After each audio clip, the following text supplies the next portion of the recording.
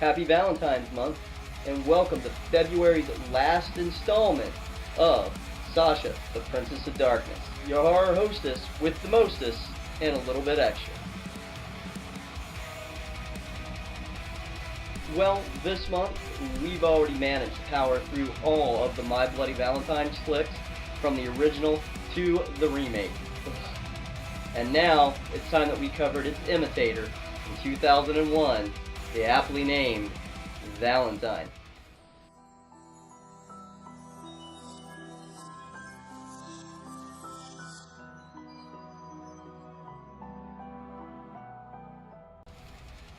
This film came out during the height of the popularity of Buffy the Vampire Slayer and, of course, the Screams movies.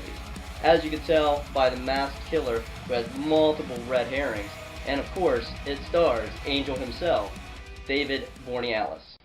I never know what to do in situations like this. I'm really bad at it. I know that we're supposed to be taking a break and all. I just thought you needed a friend. Believe it or not, this book is based on a novel by Tom Savage of the same name. Well, loosely based, as in the fact, by loosely I mean they kept the concept about a killer on Valentine's and threw else everything out with the fucking wash.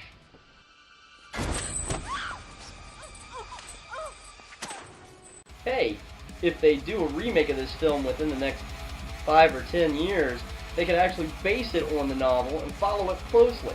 Can't be too much of a bore as this film is. Ugh.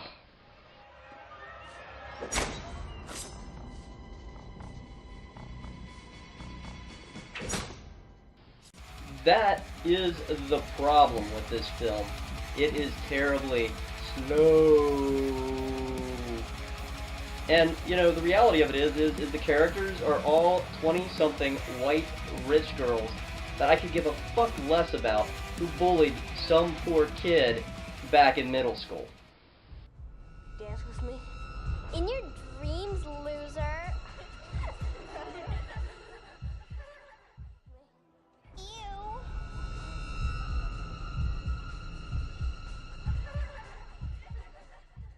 I'd rather be boiled alive.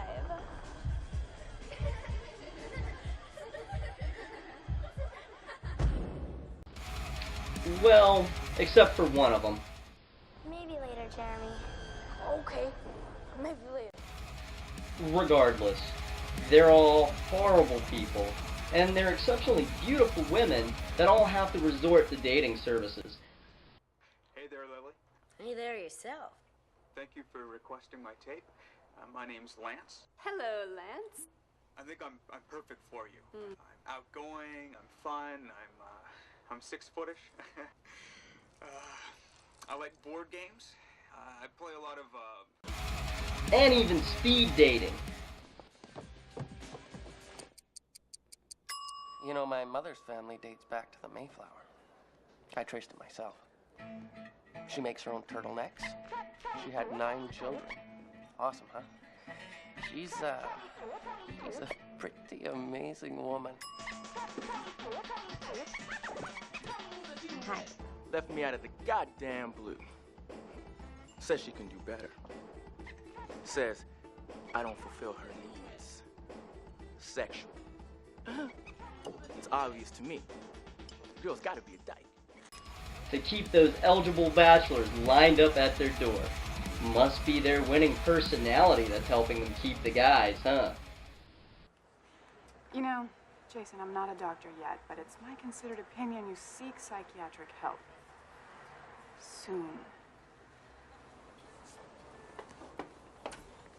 Says you. Regardless, I hate them all. And I hope they all die. Spoilers. But anyway, it's definitely a testament to bullying. See what happens? You pick on some kid in middle school, and then 15 to 20 years later, he becomes a psychopath. Yeah, good job there, girls.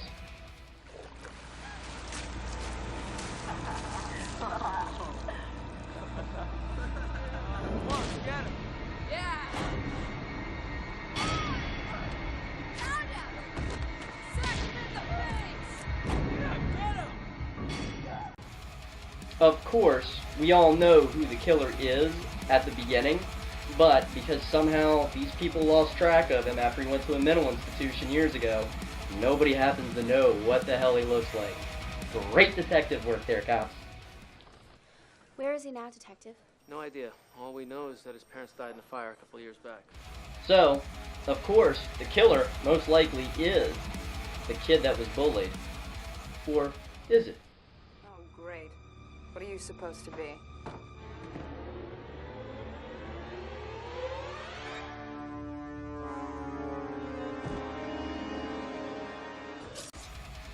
You can tell that this film was heavily inspired by My Bloody Valentine, by the Valentines that the killer leaves behind, or prior to, creating a victim. Which is kind of sad because, given their presentation, they're actually kind of creative and kind of nice. 'Tis a well-known fact that beauty is skin deep. Savor the taste, you are what you eat. Well, that's sweet, I think. It's the strangest Valentine I've ever seen. Speaking of My Bloody Valentine movies, this one even rips off the double twist ending. Granted, it gets a little twisted, but it's one of those endings that you gotta stay right to the credits to be confirmed, oh man, did this really happen? Did I see what I really saw? That I'll give it credit for.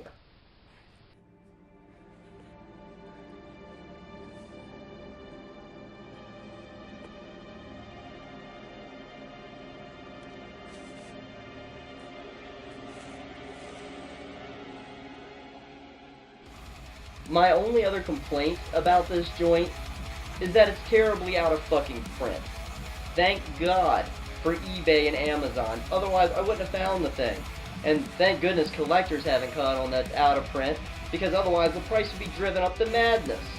Don't tell anybody. Shh. And Shout, if you're listening, Shout and Scream Factory, please reprint this. Not that it's great, but I don't want some collector getting a wild hair up his ass and grabbing all the copies and hoarding them.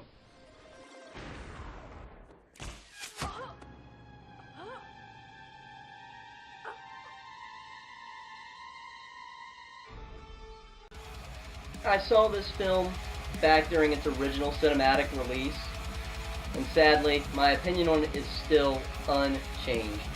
It is still just another slasher ripoff trying to imitate the models that Scream presented to it, as well as banking on Angel himself. I love you, Kate.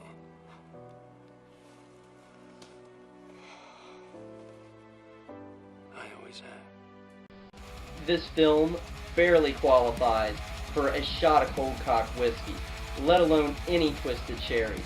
It's such a snore that any booze would just hash you right the fuck out. Fuck it. Not worth it. So anyways, thank you again for joining us on Valentine's month for Sasha the Princess of Darkness. I'll be back next month to talk about some Leprechaun films as well as some local fare. In the meantime, share, comment, like, and subscribe. Please be a patron. Visit us at patreon.com. Just search for Sasha, the Princess of Darkness. In the meantime, I'm cruelly yours and wishing you unpleasant streams. Please be my Bloody Valentine. Kisses. What are you doing? Never mind. It's a surprise.